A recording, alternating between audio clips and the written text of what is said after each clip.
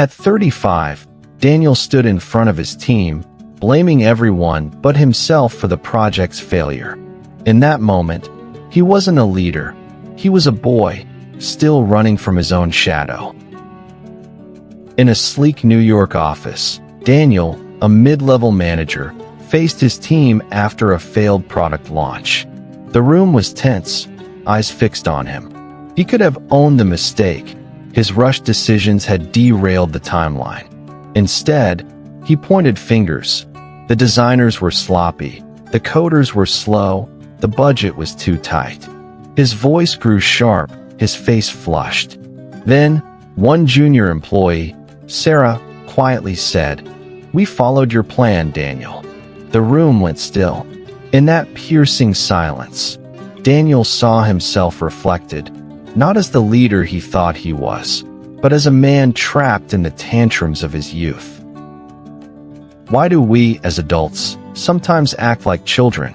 The ancient Zen story of the monk and the muddy road tells us. Two monks saw a woman struggling to cross a muddy path. One carried her across, breaking his vow of non-contact. The other fumed for hours, unable to let go of the rule-breaking. The first monk, unburdened, moved on. The second carried the mud in his mind. Like Daniel, we cling to habits, blame, pride, avoidance, that betray our immaturity, even when the years say we're grown. What happens when we stop running from our own reflection? Stay with me, because Daniel's story isn't just about a failed project. It's about the moment he saw the boy within and chose to grow. The tale of Daniel's awakening. Daniel, 35, had climbed the corporate ladder in New York with charm and ambition. But beneath his polished suits, he carried an old habit. When things went wrong, he deflected. Growing up, he'd learned to dodge his father's criticism by blaming others, his sister, his teachers, even the weather. It worked then. Now, it was unraveling him. The failed product launch was his biggest test yet. Daniel had pushed the team to rush, ignoring warnings from Sarah, a junior designer.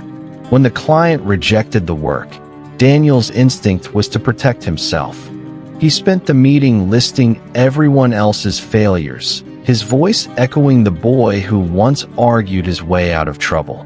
But Sarah's quiet words, "We followed your plan," cut through. They weren't an accusation. They were a mirror. Humiliated, Daniel stormed out. Alone in his office, he replayed the moment. He saw his father's anger in his own voice, his childhood deflections in his excuses. For the first time, he asked himself, "Why am I still doing this?" The next day, he called the team back, apologized, and owned his mistakes. It wasn't easy, but it felt like shedding a weight he'd carried for decades.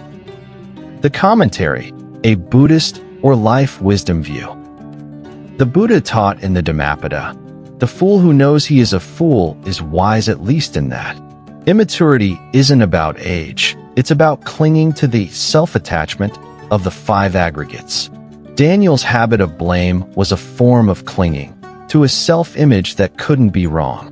The Four Noble Truths remind us that dukkha, suffering, arises from such attachments. By seeing his fault, Daniel began to loosen this grip, stepping toward right view, seeing things as they are, not as he wished them to be. What old habit do you carry that keeps you from growing? The Noble Eightfold Path. Right intention calls us to act with goodwill, not self-protection. For Daniel, this meant shifting from blame to accountability. Try this. The next time you feel defensive, pause and ask, "What am I protecting?" Write down one habit, like blaming others or avoiding hard truths, that you've carried too long. Naming it is the first step to letting it go. Picture a lotus rising from the mud, untouched by it. That's the mind that chooses growth over pride. The way forward. Daniel's apology didn't erase the project's failure, but it rebuilt trust with his team. He began to listen more, to ask questions instead of assuming answers. The boy inside him didn't vanish, but he no longer ruled. Maturity isn't perfection. It's the courage to face our shadows and choose differently. Like a tree that bends with the wind, we grow by adapting, not resisting. What childish habits do you still carry? Is it the need to be right, the fear of being wrong, or the urge to run from blame? Your story, like Daniel's, begins when you dare to look within. Take a moment today to reflect on a time you deflected blame or avoided a truth. Write it down, not to judge yourself, but to understand. This small act of honesty is the seed of growth. If this journey of self-discovery resonates with you, subscribe to continue this path with us. Each video is a step towards seeing clearly when you're ready to grow.